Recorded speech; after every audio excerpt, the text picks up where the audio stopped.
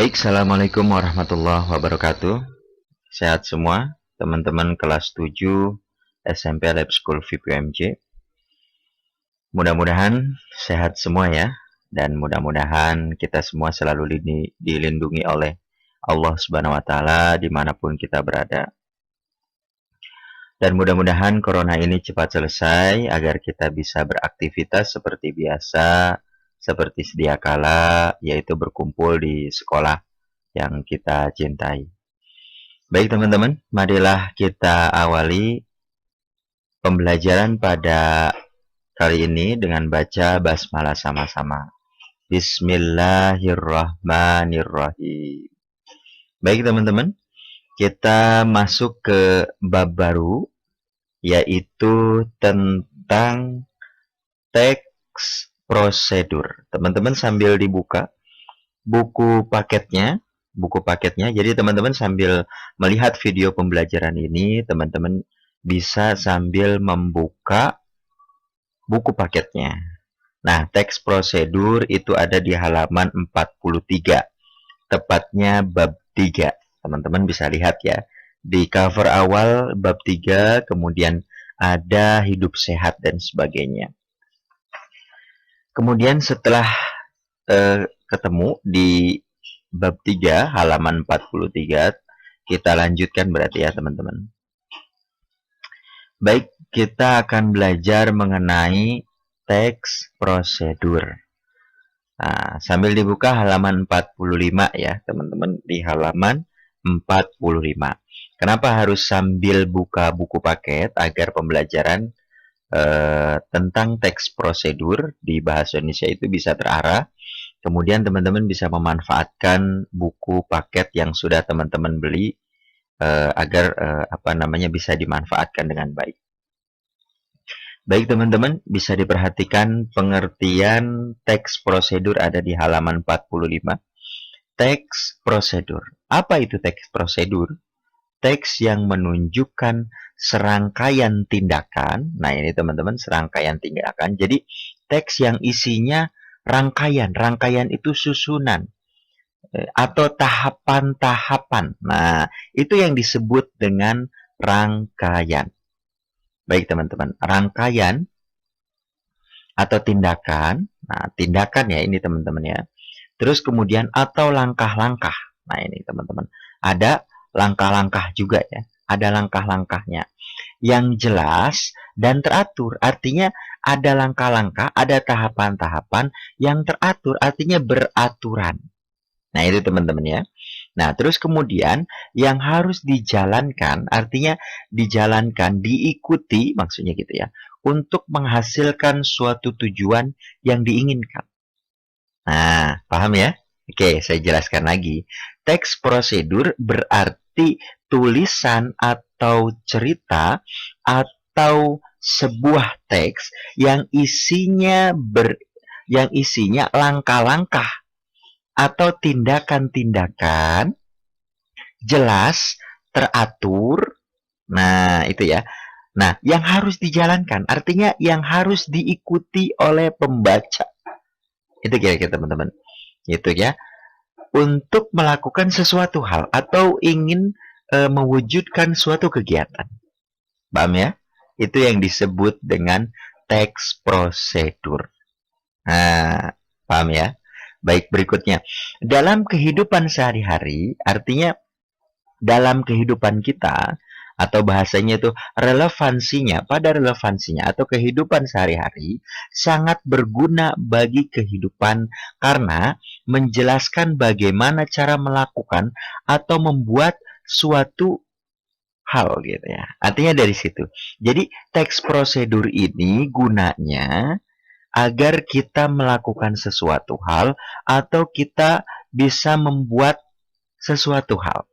Contoh teman-teman, contoh kecil ya. Kalau teman-teman makan makanan yang dikemas, katakan coklat atau mie instan lah ya, mie instan. Mungkin teman-teman pernah makan itu sebulan sekali ya, karena memang bagusnya sebulan sekali teman-teman makan mie instan.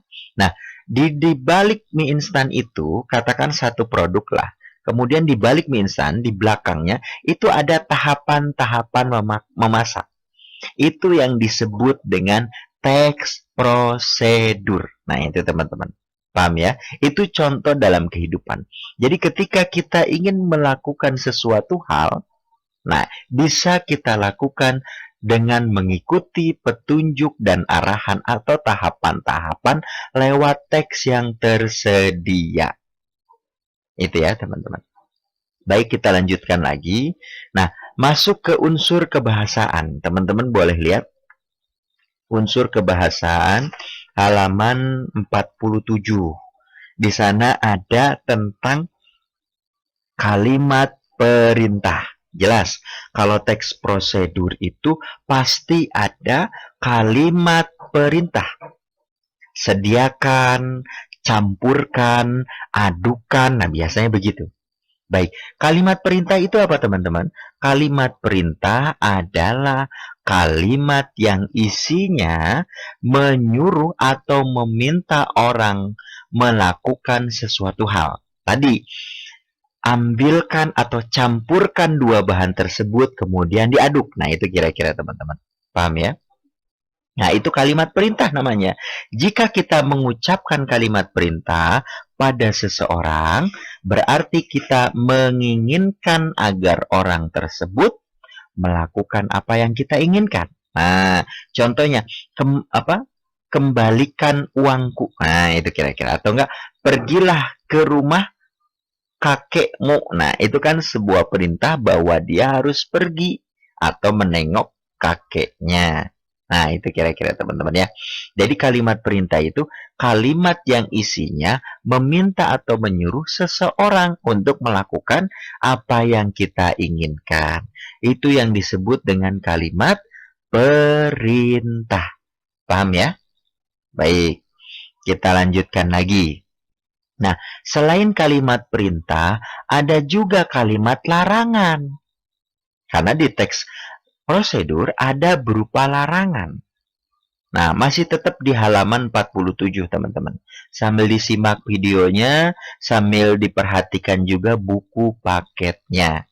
Baik, apa itu kalimat larangan? Kalimat larangan merupakan kalimat bermakna. Artinya punya arti, punya maksud. Nah, itu kira-kira. Melarang artinya punya maksud, punya makna, melarang orang lain untuk melakukan sesuatu. Sama tadi. Jadi melarang orang untuk melakukan sesuatu hal. Contoh, agar lebih mengerti, perhatikan contohnya di buku dan di slide gitu ya. Baik, contohnya apa? Jangan duduk di sini. Berarti tidak boleh duduk di sini. Nah, itu kira-kira teman-teman.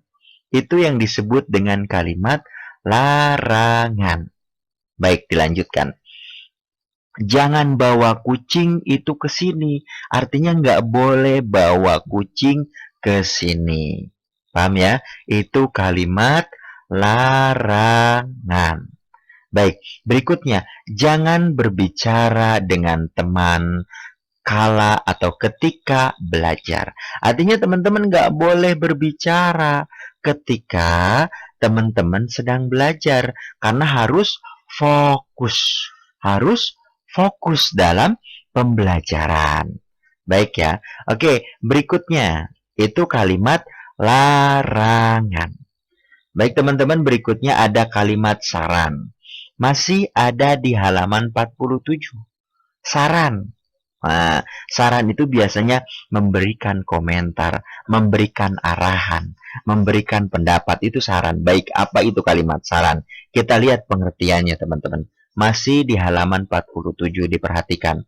Kalimat saran adalah kalimat yang isinya pendapat atau anjuran atau usulan atas suatu hal. Artinya teman-teman memberikan usulan, memberikan pendapat, memberikan sebuah masukan kepada orang lain. Nah, itu kira-kira. Contoh, coba lihat. Bahwa kalau misalnya pengumuman atau pemilihan OSIS, kalau di lab school namanya IPM, Ikatan Pelajar Muhammadiyah. Nah, itu kira-kira. Nah, jadi memang harus di jam-jam kosong agar tidak mengganggu proses pembelajaran. Baik, kita lanjutkan lagi teman-teman.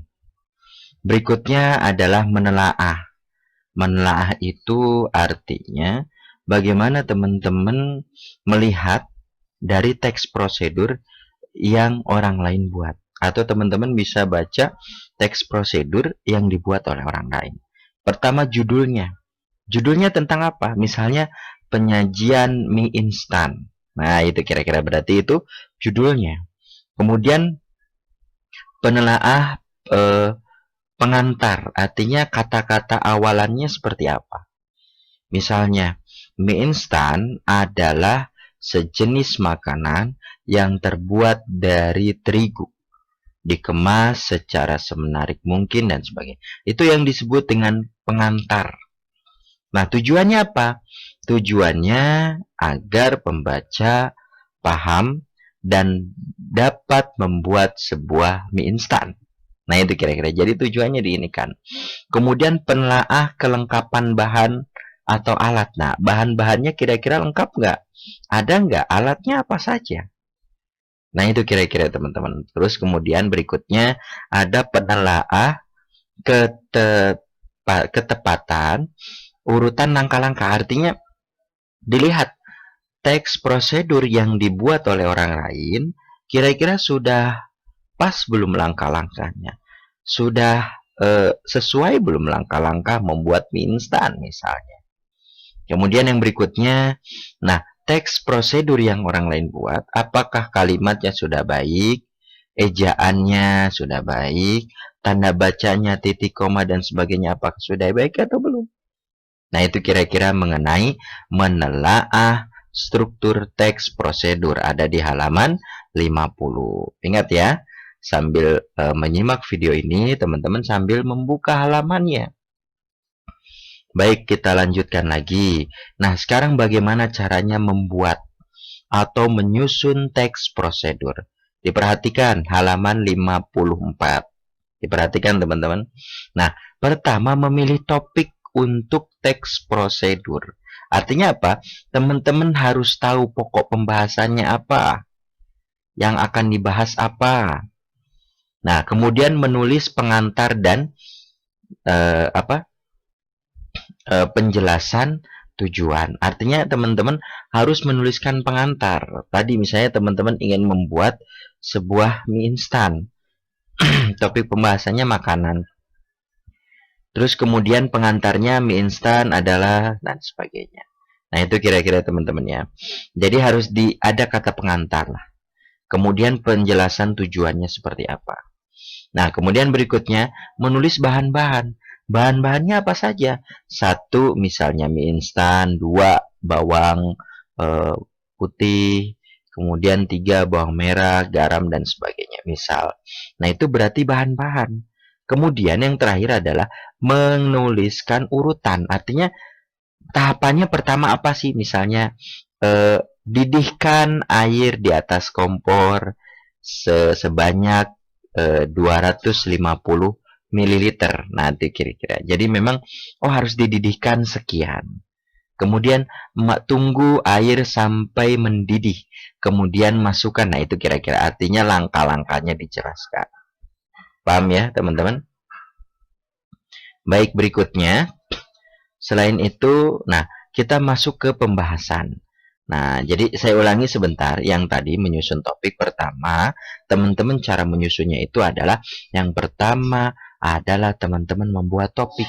Yang kedua, menulis pengantar dan tujuan. Yang ketiga, menulis bahan-bahan. Yang keempat, langkah-langkah atau tahapan-tahapannya seperti apa. Paham ya, teman-teman? Baik, kita lanjutkan ke kebahasaan halaman 57. Coba tolong dibuka halaman 57. Kata penghubung. Kata penghubung disebut juga konjungsi. Jadi konjungsi itu apa? Kata penghubung atau kata sambung. Nah, itu ya.